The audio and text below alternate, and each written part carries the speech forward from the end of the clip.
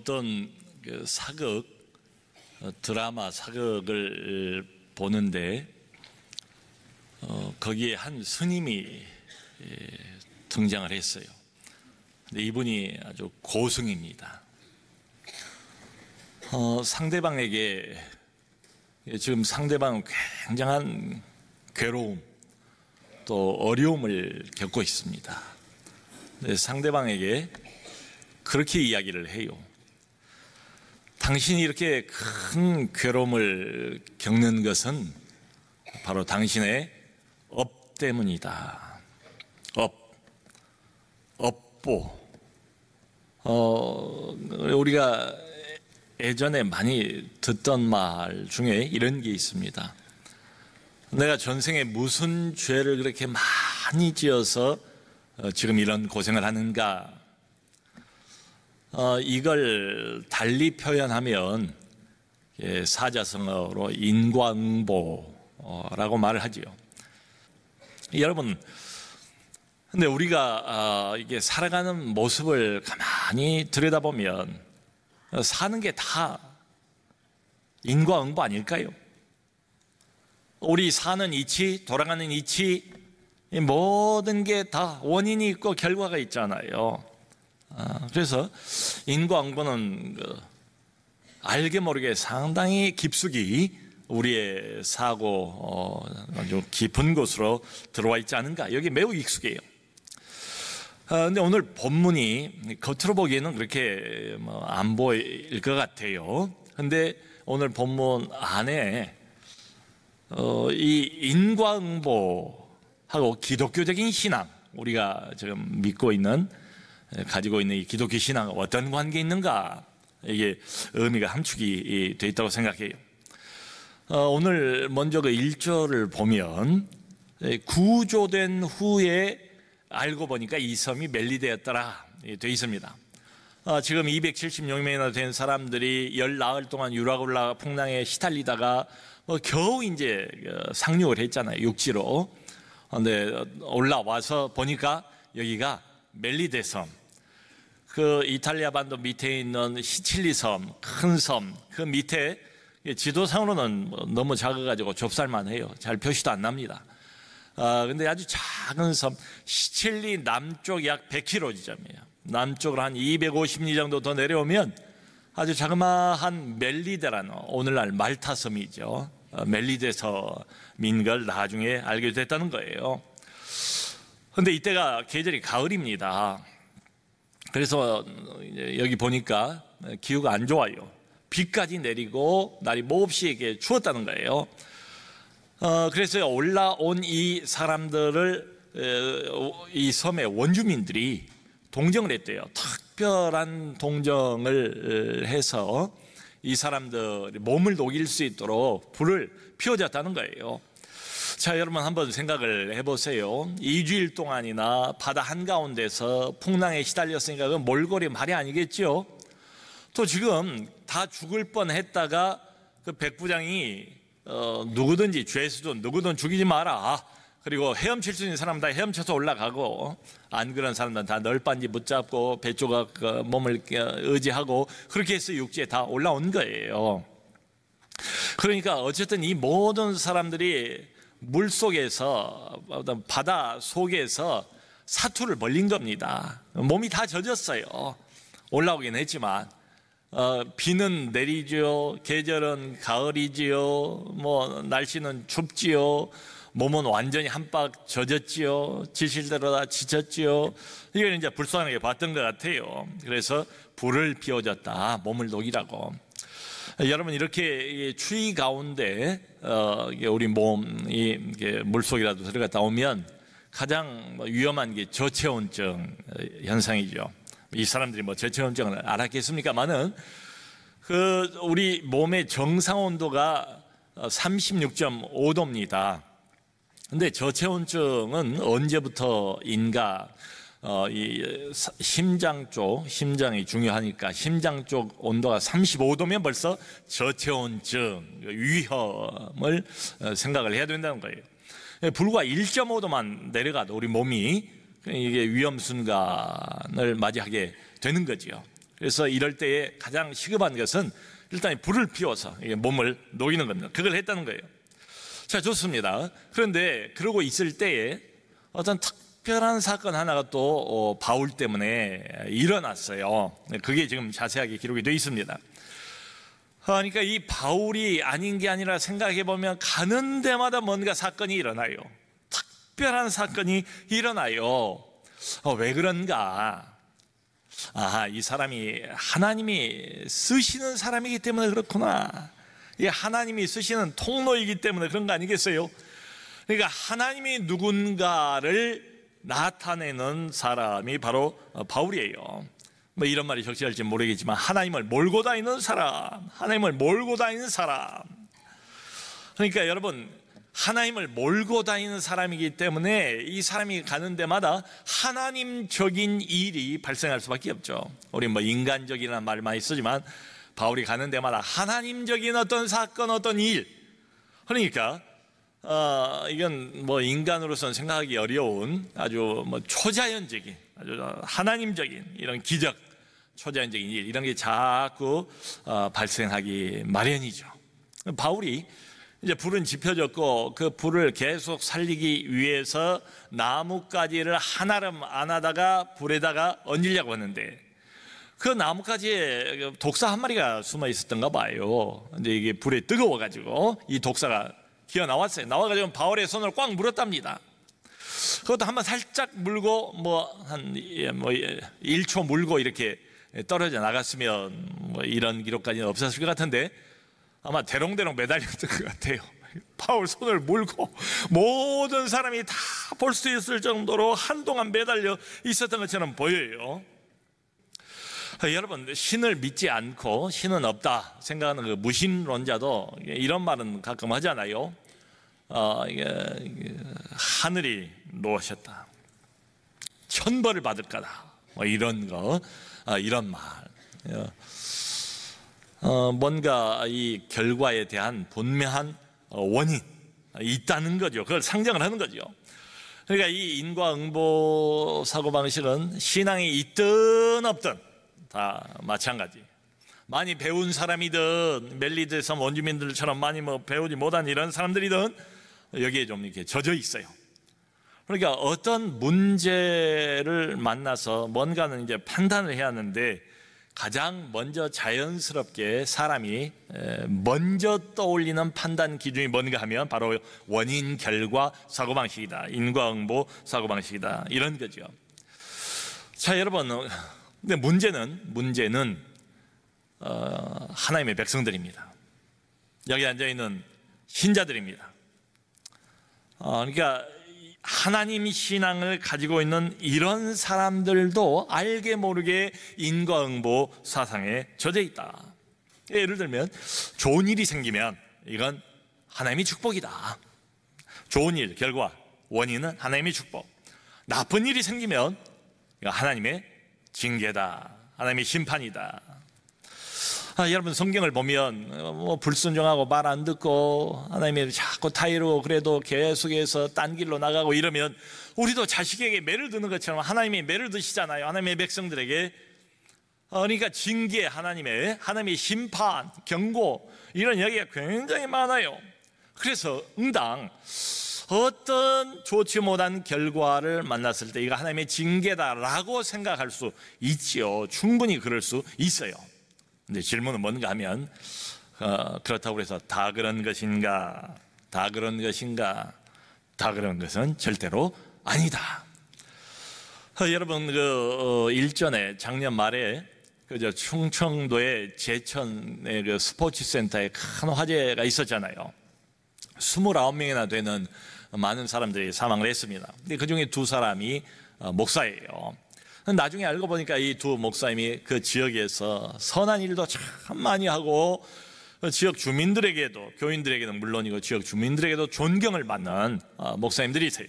근데 여러분, 결과를 보면 이거 갑자기 느닷없이 그냥 날벼락 맞는 것처럼 이렇게 비참하게 돌아가셨어요. 그럼 이렇게 돌아가신 결과를 보면 이분들이 분명히 뭔가 나쁜 일, 이렇게 죽을 수밖에 없는 이런 뭔가 하나님 앞에 범죄를 했는가? 그건 아니잖아요. 그럼에도 불구하고 심지어는 예수님을 늘 따라다니고 예수님에게 배웠던 제자들마저도 이 인과응보 사고방식을 벗어나지 못했어요. 요한복음 9장을 보면 예수님과 제자들에게 길을 가는데 길 옆에 나면서부터 맹인된 한 사람이 있는 거예요. 나면서부터 맹인된 그 사람을 보고 제자 중에 하나가 묻기를, 주여, 저 사람이 저렇게 된 것은 누구의 죄 때문입니까? 자기의 죄 때문입니까? 아니면 그 부모의 죄 때문입니까? 제자들의 사고방식도 이 인과응보를 벗어나지를 못했어요. 이 사람이 이렇게 되는 결과를 보면 분명히 원인이 있을 텐데 그 원인은 죄다.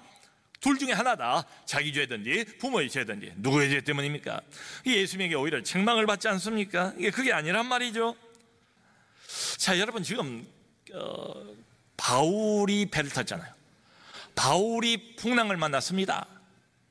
자, 그러면 결론이 풍랑이에요.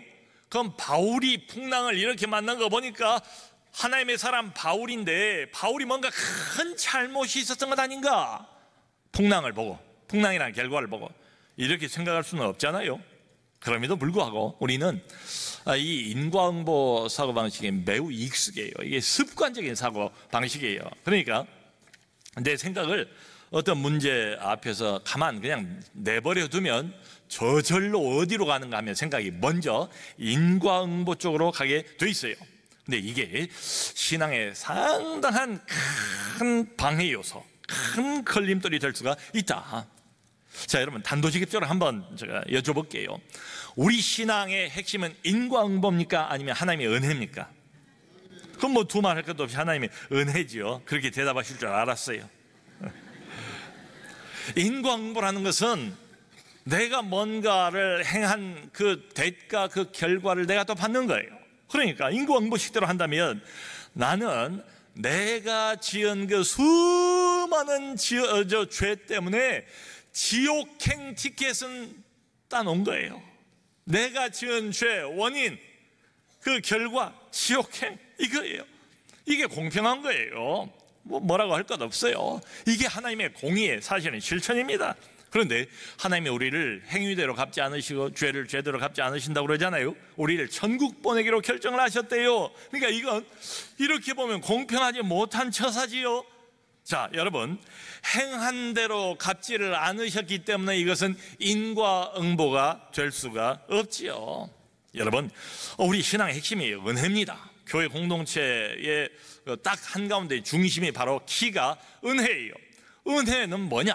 한마디로 은혜는 인과응보를 뛰어넘는 단어예요.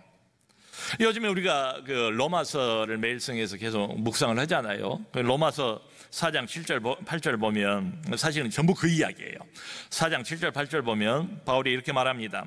다윗의 시편을 인용을 하면서 불법이 사함을 받고 죄가 가리어짐을 받는 사람들은 복이 있고 주께서 그 죄를 인정하지 아니하실 사람은 복이 있도다. 불법을 행하지 않은 게 아니에요. 불법을 많이 행했어요. 근데 그 불법이 사함을 받는 사람들이래요. 우리들은. 그래서 복이 있다는 거예요. 죄를 안 지은 게 아니에요. 뭐 날마다 죄를 짓죠. 근데 주께서 그 죄를 인정하지 않고 가리워준대요. 죄를 가리워주는 이런 사람들은 복이 있도다. 우리는 하나님께 불순종하고 반역하고 등 돌리고, 그런데 하나님은 늘 우리를 은혜로 사랑으로 감싸주신다, 이 말이죠. 인과응보하고 달라요. 어쩌면 반대예요. 자, 여러분, 이렇게 해서 지금 섬 원주민들이 이제 성경을 보니까 바울이 곧 죽을 것을 기대하면서 지금 쳐다보고 있는 장면입니다. 독사에 물렸으니까 이 사람이 금방 몸이 붓든지 아니면 독이 금방 온 몸으로 퍼져서 픽 쓰러져 가지고 죽든지 이걸 지금 기대하고 있어요. 그런데 여기 보니까 바울이 그냥 아무렇지도 않은 것처럼 불에다가 그 짐승을 떨어버렸대요. 근데 여기 성경에 아주 재밌는 표현이 있어요. 이 섬 원주민들이 오래 기다려도 그러니까 이제나 저제나 언제나 쓰러지려나 오래 기다렸는가 봐요. 근데 아무 이상이 없었다는 거예요. 이 사람이 뭐 당황하는 것도 아니고 의사를 다급하게 찾는 것도 아니고 무슨 이것 때문에 신경을 쓰는 것도 아니고 마치 아무 일도 없었다는 것처럼 의연해요, 태연해요. 원주민들의 기대가 완전히 무너져버린 거예요. 자기들이 갖고 있는 인과응보의 이 공식이 깨져버렸어요. 자기들이 보는 눈앞에서 말이죠. 자, 이러다 보니까 생각을 이 원주민들이 또 바꿨대요. 또 바꿔가지고 그러면 이 사람은 신이다, 이 사람은 신이다. 자기들이 경험적으로 알거든요. 독사한테 물리면 어떤 고통이 있는지, 그리고 어떤 결과가 있는지를 이 사람들이 경험적으로 잘 알고 있어요. 근데 자기들이 가지고 있는 원인 결과의 이 사고방식, 이 일반 공식이 이 사람한테는 안 통하는 거예요. 자, 여기에 인과응보의 법칙을 훌쩍 뛰어넘어버린 한 사람이 우뚝 서 있습니다.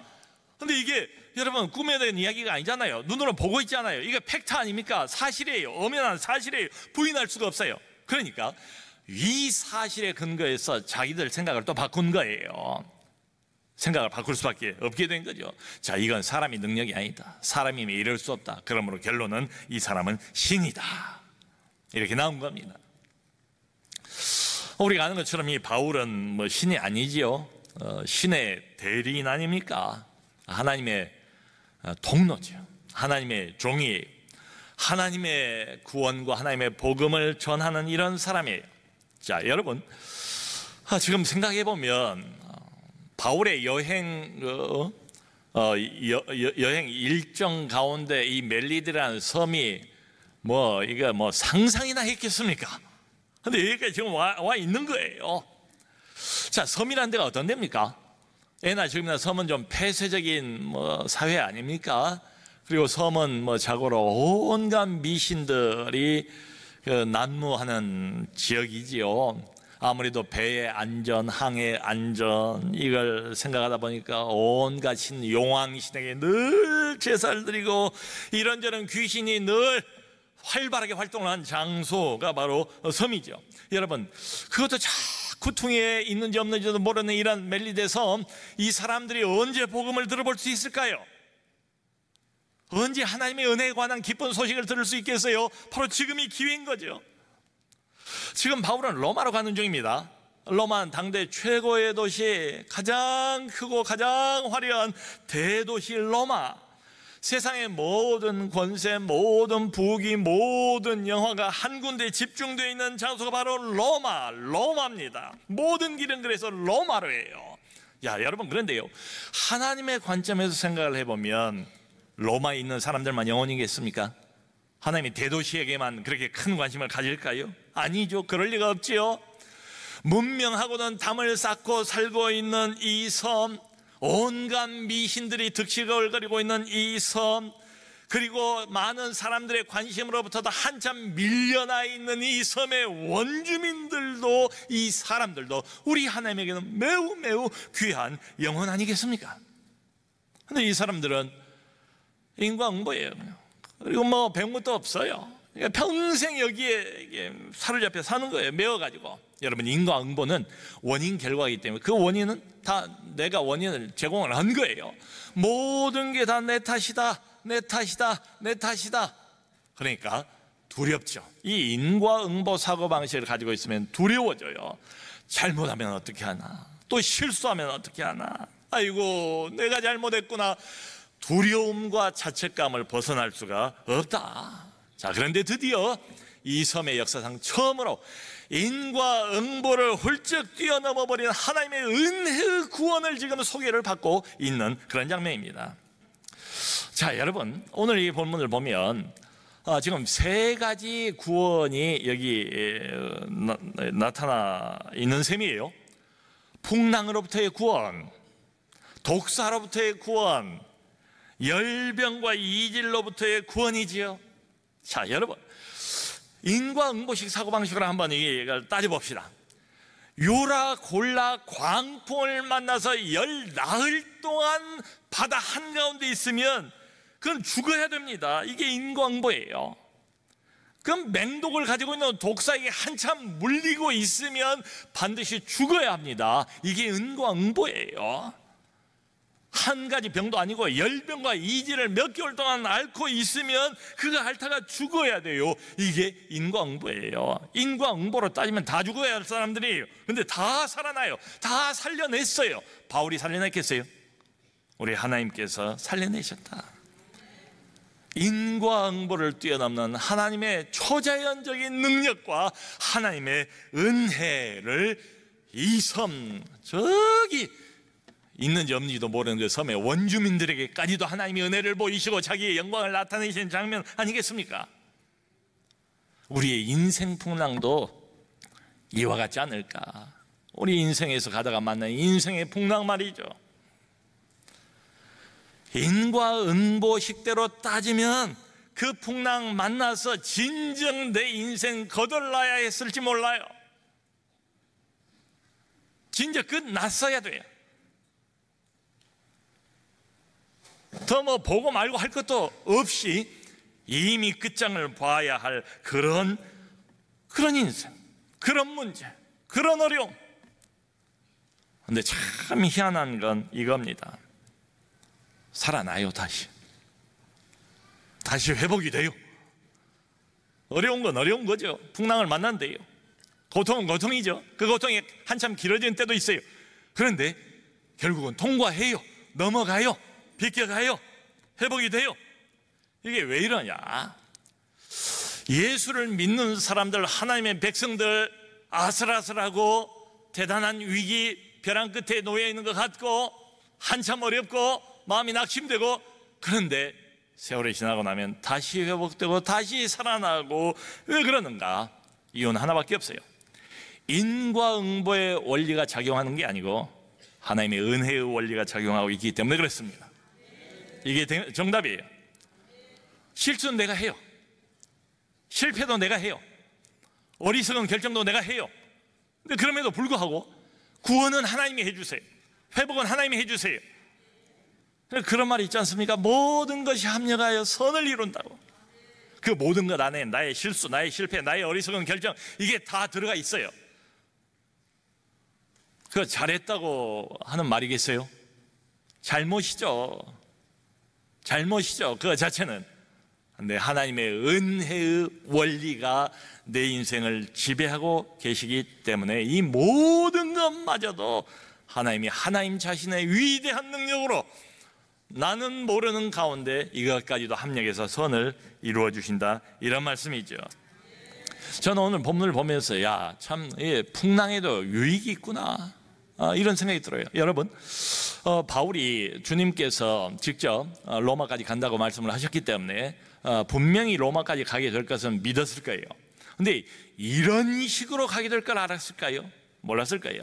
이런 과정을 거쳐서 가게 될 것을 바울이 내다봤겠습니까? 전혀 예상하지 못했겠죠. 근데 이 풍랑 덕분에 원래 가려고 했던 거기로부터 800km나 배가 밀려서 표류를 당해서 멜리데라는 섬에 와서 이 섬 원주민들에게, 이 사람들에게 난생 처음 이 사람들이 듣는 하나님의 은혜의 복음을 그들이 보고 듣고 무려 3개월 동안을 그렇게 된 겁니다. 하나님의 풍성한 은혜. 바울이 에베소서 3장 8절을 보면 그런 말을 해요. 모든 성도 가운데 지극히 작은 자보다 더 작은 나에게 하나님이 은혜를 베푸시는 이유는, 은혜를 내게 주신 이유는 측량할 수 없는 그리스도의 풍성함을 이방인에게 나타나게 하려 하심이라. 자기 같은 참 이런 악한 자에게, 그리스도를 핍박했던 자에게 하나님이 은혜를 베푸신 이유는 딱 하나밖에 없대요. 그리스도의 측량할 수 없는 풍성함을, 은혜의 풍성함을 이방인에게 전하게 하기 위함이라. 아멘. 저는 그런 생각도 들어요. 인생의 풍랑 가운데 있을 때 어렵고 힘든 건 당연하고, 하지만 우리가 알지 못하는 풍랑을 통한 하나님의 은혜의 역사가 있을 수 있지 않을까? 우리도 천국을 갑니다. 천국이 목표예요. 바울이 로마 가는 게 목표였던 것처럼 천국 가는 게 목표예요. 천국 가는 항해 기간 중에도 이런 풍랑 저런 풍랑을 많이 만나는데 그 풍랑이 꼭 나쁜 것만 아니다. 그 풍랑이 나도 생각하지 못했던 유익을 주는 경우가 있다. 바로 하나님의 은혜의 풍성함을 내가 먼저 알고 이 은혜의 풍성함을 은혜의 복음으로 똘똘 뭉쳐져 있는, 은혜로 똘똘 뭉쳐져 있는 이 복음을 누군가에는 이 풍랑과 어려움을 통해서 전달하는 경우가 왜 없겠는가? 자, 그러므로 사랑하는 성도 여러분, 우리가 한 번 더 생각할 건 이것입니다. 원인 결과, 물론 내가 잘해야 됩니다. 그건 상식이에요. 하나님은 우리의 상식을 그렇게 막 짓밟지 않습니다. 내가 최선을 다하고 내가 잘해야 돼요. 그럼에도 불구하고 우리의 인생 전반을 한마디로 정의를 하라면 그건 인과응보가 아니에요. 그건 하나님의 은혜다. 은혜다. 그래서 은혜를 사모하시고, 이미 은혜를 받고 있는 사람들입니다. 그 은혜를 누리시고, 풍랑을 통해서 기회가 있으면 은혜를 전달하시고, 은혜의 원리의 지배를 받으시면서 하나님의 은혜에 늘 감사하는 우리 모두가 될 수 있기를 주님의 이름으로 축원합니다.